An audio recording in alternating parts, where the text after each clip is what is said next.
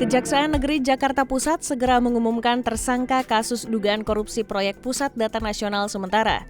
Proyek ini merupakan domain Kementerian Komunikasi dan Informatika, sekarang Komdigi, periode 2020 hingga 2024. Kepala Seksi Intel Kejari Jakarta Pusat, Bani Immanuel Ginting mengatakan pihaknya telah mengantongi beberapa nama calon tersangka dalam perkara ini. Penyidik telah mengantongi beberapa nama calon tersangka dan akan segera ditetapkan dan disampaikan kepada publik.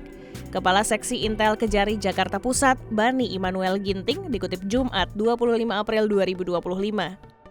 Sejauh ini, penyidik juga telah memeriksa sebanyak 70 saksi dalam perkara ini.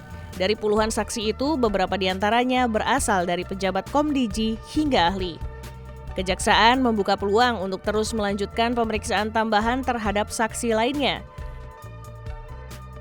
Selama proses penyidikan hingga saat ini, penyidik telah melakukan pemeriksaan terhadap lebih dari 70 saksi.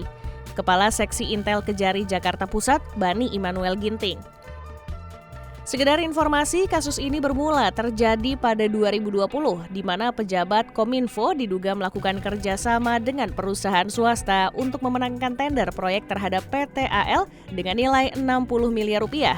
Setahun kemudian, PT AL kembali memenangkan proyek tender terkait PDNS senilai 102,6 miliar rupiah. Dugaan kong kali kong pejabat Kominfo dengan perusahaan yang sama juga kembali terjadi pada 2022 dengan nilai 188,9 miliar rupiah. Selanjutnya, perusahaan yang sama kembali memenangkan proyek pengadaan komputasi awan dengan nilai proyek 350 miliar rupiah pada 2023 dan proyek 256 miliar rupiah pada 2024.